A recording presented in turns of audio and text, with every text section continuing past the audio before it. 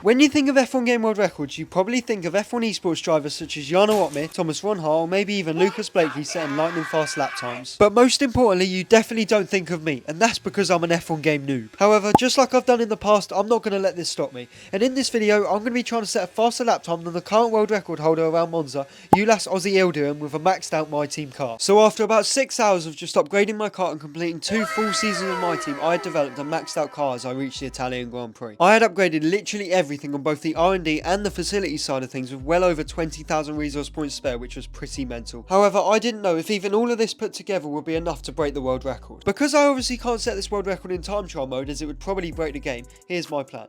In Q1, learn the car as I've literally never driven it before and just build up to a genuinely good lap. In Q2, try and get within 2 seconds of the world record, and in Q3, break the world record. Now it was time to put my plan into action. This is my first lap of Q1 and my first ever in this car, and it definitely shows. To be honest, my aim for this first lap was to just not crash out and see how far away I was from the world record. Coming into turn 1 here, I thought I'd follow the racing line and where to brake and I'd be just fine. However, this was not the case, and as you can see, I went so deep into this first corner, and then leaving the first chicane, I was shocked at how fast the car accelerated. I think I almost spun out 5 times there and was about 3 meters away from the barrier when I almost crashed out in 4th gear. But to be fair, it doesn't really matter just yet as I was still learning. Next up was another chicane that I could practice at, and I really wanted to take this better than the first one. Once again, I probably broke too late, which wasn't ideal, and as you can tell by my hesitation on the throttle, I was desperate to not crash out. I honestly think that this hesitation might have helped me out because my exit wasn't actually that bad. We're now coming through the Lesmos. I missed the apex by a mile at Lesmo 1 and I did the exact same thing at Lesmo 2, however this time for some reason I went down a gear whilst accelerating and almost spun out. I genuinely think that's the 7th time I've almost spun in just 1.5 seconds, which is definitely not what I wanted. Coming up to a sky here, I could see a car up ahead and I knew I'd gain loads of time on him as I was racing 0% AI. This is just so I get through every session pretty easily. I did get held up quite a lot by Lance, but I knew I'd gain it back on my next lap, so I wasn't really that bothered. However, the good news from this was that I managed to get a slipstream off Lance, so I can't exactly complain. We're now coming up to the Parabolica and I decided that I had to go for a move, so I sent it up his inside, but this definitely cost me a bit of time. So that was the first lap done. Coming up to the line here, I was hoping that I'd be within 6 or 7 seconds of the world record. Well, it turns out that I was quite a far way off. I was just under 9 seconds away from Ulas's time, and this definitely was not part of the plan. However, I was determined to make up a lot of this time on this next lap, so I went for another hot lap straight away. Coming into turn 1 here, I went really deep, but I knew all the time to find was on the exit of this chicane. And even though I had a couple wobbles, I managed to not run on the grass this time, and I went from half a second down to 1.5 seconds up. This was pretty ridiculous considering I knew there was at least another second to find. As I mentioned on the previous lap, I had a shocking exit out of Lesmo 2. However, this time I broke earlier and didn't go down a gear accelerating, which gave me well over a second. Now we're on the straight before Ascari, and I knew that there was even more time to find as I got held up by Stroll on the previous lap. I had to dive down the inside of Ocon, which definitely cost me a couple attempts and then took a shocking line through these corners. But even after all of this, I still found myself a massive 3 seconds up. The next corner up was Parabolica, and you might be able to see Kevin Magnussen up ahead. Well, I tried to go around the outside of him, which didn't go very well and cost me nearly a second. Annoyingly, I knew that I could have gained through that corner, but in the end, I only improved by 2.1 seconds and was just outside 6 seconds of the world record time. And then on the very next lap, I found another second worth improvement. Coming into Parabolica here, I completely bottled it by turning in way too early. However, I still managed to gain half a second, but that's only because I got held up on the previous lap. Coming up to the line, I was 1.8 seconds up, and this moved me just over 4 seconds away from Ulas's world record. Moving on, this is the final lap of Q1, and this is where I started to believe that the challenge was actually possible. I broke at the right time into turn 1, which gained me a couple attempts, and even with a wobble leaving the first chicane, I gained loads of time, so I knew that when I'd nail it, I'd be absolutely flying. Now we're on to the second chicane, and I once again brake early. I tried to set myself up for a really nice exit leaving this chicane, and it's the same story as the first one. If I stop having wobbles, I'll be gaining even more time than I am now. Next up was Ascari, and this was probably one of my strongest points of the track, mainly because of how much downforce this car has. Leaving Ascari, I gained well over 6 tenths, and I was thinking for a second that I'd be able to complete my Q2 goal of getting within 2 seconds of the world record in Q1, which would have been great. So now we're going from one of my strongest corners to my weakest. I made a massive mistake on the entry to Parabolica, turning in way too early again, and this ended up costing me well over 6 tenths. I finished the lap with a 1.7 second gain and was now under 3 seconds away from the world record. Now we're on to the start of Q2. I'm 2 seconds up to my warm-up lap and I needed 4 seconds to improve to my previous best Q1 time. This was the best that I'd taken Parabolica so far, and I gained a massive 2 seconds, which was enough to make an improvement. In the end, I was under 2.2 seconds away from the world record and was starting to think that this challenge was possible. We're going on to my final lap of Q2 here, as I didn't drive as many laps throughout this session as I thought I didn't need as much practice. I'd be pretty wrong about this. Anyway, coming into the final corner and on the exit, I was stupidly in the wrong gear again, which cost me just under a tenth. We're now on our way to the finish line and I'm half a second up, which meant that I finished the lap with a 1 minute 19.5. This was good enough for 1.7 seconds away from the world record, and therefore I had completed my goal for Q2.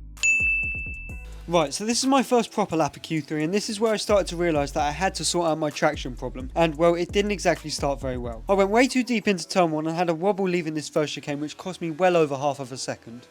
However, by the end of the lap, I managed to gain all of this time back and improve by another 4 tenths. Alex Albon moved very nicely out of the way into this final corner, unlike a certain Dane, but I'm going to blame my shocking run through here on Alex and definitely not my inability to drive. I finished the lap with a 2.5 tenth improvement, however it wouldn't be faster than my Q2 time, and I knew I had to put in a very good lap to actually try and beat the world record. So this is just me leaving the pits to potentially the most important lap of this entire challenge. In a warm-up lap, you try and warm the tyres, the brakes, and just get into a bit of a rhythm. However, I took warming my tyres a little bit too literally and spun.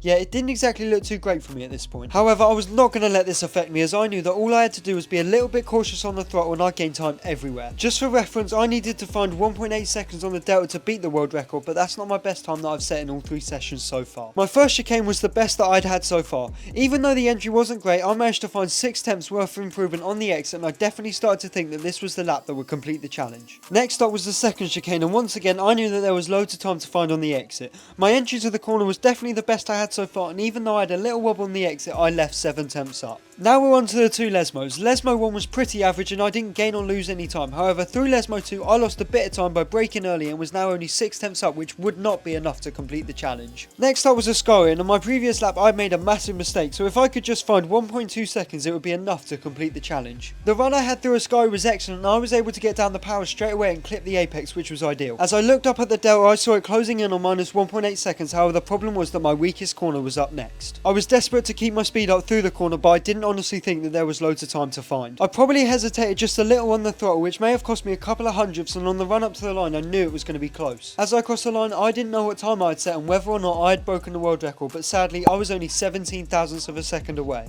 However, I was not going to let this stop me, as you have an infinite number of laps in time trial mode, and I knew that all I needed was 1 perfect lap and I would complete the challenge.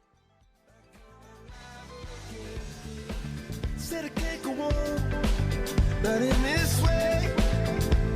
I'm a dreamer, die by light of day. Gonna hold up half the sky and say, only I own it. I feel my heart beating. I feel my heart underneath my skin. Oh, I can feel my heart beating. 'Cause you make me feel like I'm alive again.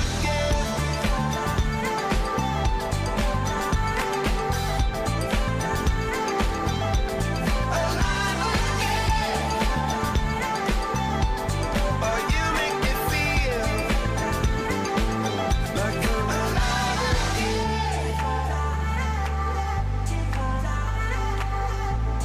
This is it. This is the lap of the weekend. And you should say everything you want to dream away. Under this pressure, under this weight, we are diamonds taking shape. We are diamonds taking shape.